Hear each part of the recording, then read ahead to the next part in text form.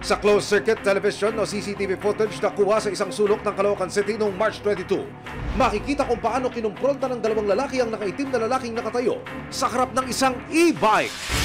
Nang magkasagutan, tinulak at sinapak ng naka-gray na lalaki ang biktima. Ilang saglit pa, bumunot na ng patalim ang lalaki at inundayan ng saksakang nakasalampak ng biktima. Maya-maya pa, nakisali ang dalawa pang lalaki sa gulo. Ang isang lalaking walang suot na pang-itaas na damit, kumuha ng upuan at paulit-ulit itong hinampas sa biktima. Mga kapuso, bago naganap ang paranaksak at pambubugbog sa kanto ng Rizal Avenue, nakunan muna ng CCTV ang suspect na lumabas mula doon sa aking likuran.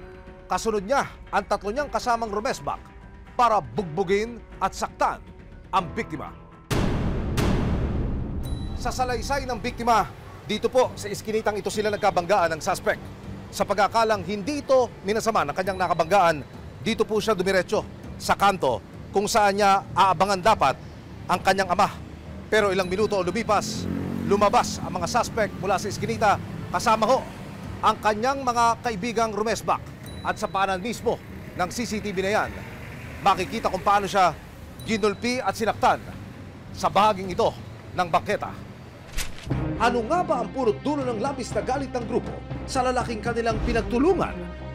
Ang biktimang si Sunny, mapalad na nakaiwas sa mga saksak na inuunday sa kanya, pero hanggang ngayon, masakit pa rin daw ang buo niyang katawan dahil sa mga sapak at tadyak na ibinigay sa kanya ng grupo. Nagsimula raw ang gulo ng makasalubong niya ang isang lalaki sa eskinita habang siya'y nagbibisikleta. At nagkabungguan daw sila sa makitid na daanan. Siya, nakita ko na siya napapasok pa lang. Akala ko hihinto siya, kaya ginawa ko. Ako na lang yung huminto, bumilid pa ako.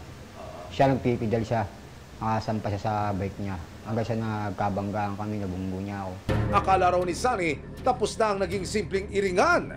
Sa isa pang CCTV video na nakuha ng resibo, makikita ang grupo ng mga lalaki na isa-isa nang lumalabas mula sa naturang eskinita. Akala siguro bakit hindi pa ako umuwi. Akala siguro inaantay ko siya.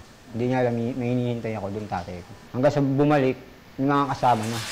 Resback na raw pala ito ng lalaking nakaalitan ni Sunny. Ito kasi dito nila ako pinagsusuntok hanggang sa pumutok sa leeg dito. Kasi nakigana po ako sa e-bike kaya yung katawan ko medyo hindi po nila nagagalaw. Kaya yung dito po, ulo. Ito po yung unang sinuntok. Ito po yung yung kutsilyo po na dumaplis po. Ayon sa medical legal report, nagtamo si Sunny ng contusions, lacerated wound at hematoma dahil sa insidente. Kaya naman ang kanyang ina na si Marivic de la Cruz hindi na nag-alinlangang humingi ng tulong sa resibo. Ang gusto ko lang po mangyari, mabigyan ng hustisya yung ginawa sa anak ko. Noong time na yun, pinatawag po niya. Pinasundo niya po sa mga tanod niya, pero wala po lumitaw kahit isa. Hindi ko na po nakita. Maraming salamat sa panonood, mga kapuso. Para masundan ang mga reklamong nasolusyonan ng resibo, mag-subscribe lamang sa GMA Public Affairs YouTube channel